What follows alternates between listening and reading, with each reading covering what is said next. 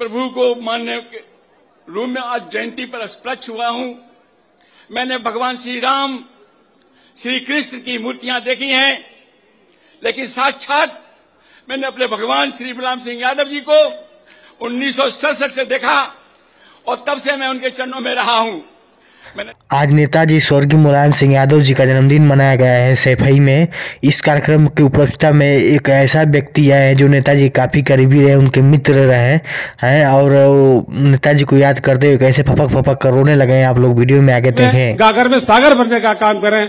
आए वाल्मीकि जी।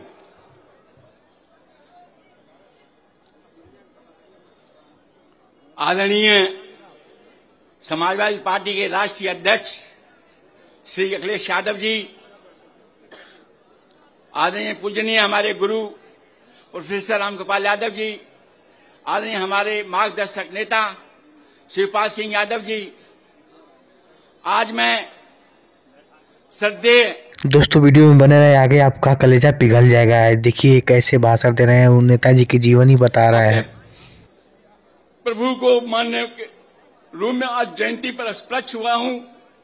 मैंने भगवान श्री राम, श्री कृष्ण। दोस्तों आप लोग वीडियो में बने रहे, आप लोगों को पूरी वीडियो आगे दिखाता हूं।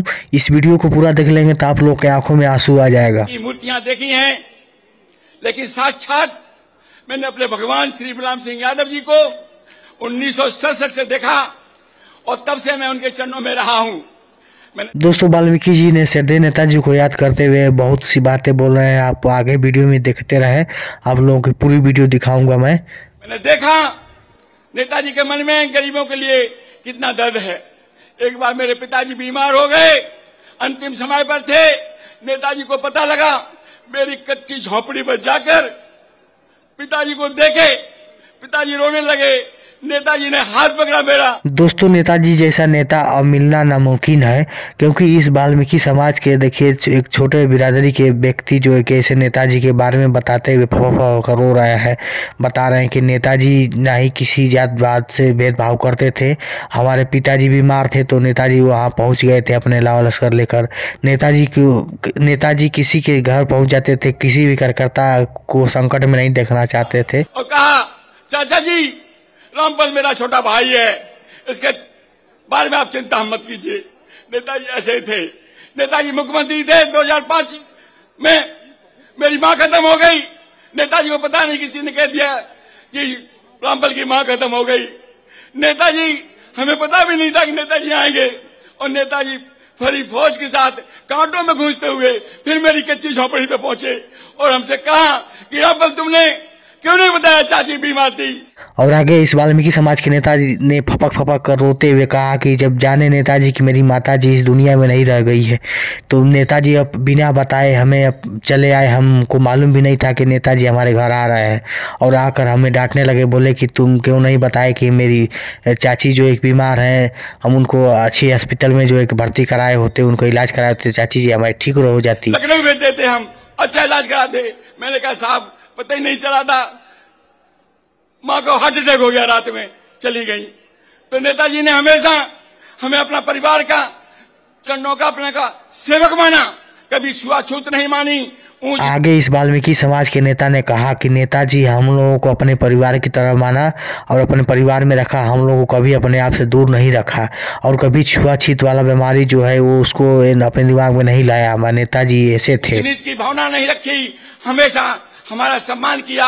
और ये सम्मान रामपाल वाल्मीकि का नहीं था, ये सम्मान वाल्मीकि समाज का था।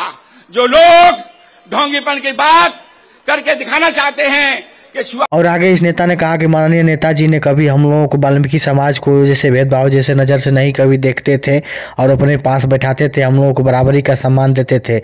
हम लोग के नेताजी ऐसे थे, छूआछूत नहीं मानते, भेदभाव नहीं करते, बल्कि लोगों ने मनुवादी व्यवस्था को रख करके समाज को विघटन के कगार पर खड़ा किया, ऊंच नीच की भावना फैलाई। लेकिन पूजनीय नेताजी ने अवतार लेकर इस छोटे से गांव में इस महानगरी को एक सैफई धाम के रूप में बना दिया। मैं परमपिता परमेश्वर से कामना। और आगे इस नेता ने भी कहा कि आदरणीय नेताजी ने इस सैफई गांव को, एक छोटा सा गांव को, एक मामूली से गांव को एक धाम बना दिया। सैफई को पूरे देश के नेता जानते हैं, पूरे देश के लोग जानते हैं, आज नेताजी का ही देन है। दोस्तों, इस नेता के हर बातों को अखिलेश यादव मंच पे बैठकर सुन रहे थे और उनके आंखों से आंसू बह रहा था। आप लोग वीडियो में आगे देख सकते हैं कैसे अखिलेश यादव फपक फपक रोने लगे। आगे वीडियो में देखें। आदरणीय समाजवादी पार्टी के राष्ट्रीय अध्यक्ष श्री अखिलेश यादव जी, आदरणीय पूजनीय हमारे गुरु प्रोफेसर रामगोपाल यादव जी, आदरणीय हमारे मार्गदर्शक नेता शिवपाल सिंह यादव जी, आज मैं श्रद्धेय अपने प्रभु को मानने के रूप में आज जयंती पर स्पर्श हुआ हूं। मैंने भगवान श्री राम, श्री कृष्ण की मूर्तियां देखी हैं। देखिए कैसे वाल्मीकि समाज के नेता ने कैसे जो नेताजी को याद करके भावुक हो रहा है। 1967 से देखा और तब से मैं उनके चरणों में रहा हूं। मैंने देखा नेताजी के मन में गरीबों के लिए कितना दर्द है। एक बार मेरे पिताजी बीमार हो गए, अंतिम समय पर थे। नेताजी को पता लगा, मेरी कच्ची झोपड़ी पर जाकर पिताजी को देखे, पिताजी रोने लगे। नेताजी ने हाथ पकड़ा मेरा और कहा, चाचा जी, रामपाल मेरा छोटा भाई है, इसके बारे में आप चिंता मत कीजिए। नेताजी ऐसे थे। नेताजी मुख्यमंत्री थे 2005 में। देखिए नेताजी ऐसे थे कैसे वाल्मीकि समाज के इस नेता ने नेताजी को याद करते हुए भावुक हो गए। नेताजी, हमें पता भी नहीं था कि नेताजी आएंगे और नेताजी फरी फौज के साथ कांटों में घुसते हुए फिर मेरी कच्ची झोपड़ी पे पहुंचे और हमसे कहा कि रामपाल तुमने क्यों नहीं बताया, चाची बीमार थी, लखनऊ भेज देते, हम अच्छा इलाज कराते। मैंने कहा साहब पता ही नहीं चला था, माँ को हार्ट अटैक हो गया। की मौत की खबर सुनते ही नेताजी मेरे घर आए थे और मुझे डांटने लगे। वाल्मीकि तुमने बताया कि उन्हें की चाची की तबीयत खराब है और उन्हें लखनऊ एडमिट करा देते, उनका इलाज हो जाते, उस समय से ठीक हो जाती। हमेशा हमारा सम्मान किया और ये सम्मान रामपाल वाल्मीकि का नहीं था, ये सम्मान वाल्मीकि समाज का था। जो लोग ढोंगीपन की बात करके दिखाना चाहते हैं कि छुआछूत नहीं मानते, भेदभाव नहीं करते, बल्कि लोगों ने मनुवादी व्यवस्था को रख करके समाज को, वाल्मीकि समाज के नेता ने भी कहा कि नेताजी कभी हम लोगों को छुआछूत भेदभाव जैसे नजरों से नहीं देखा। आज समय ये आ गया कि इस समय के नेता सामने से कुछ और हो रहे हैं और अंदर से कुछ और है। सैफई धाम के रूप में बना दिया।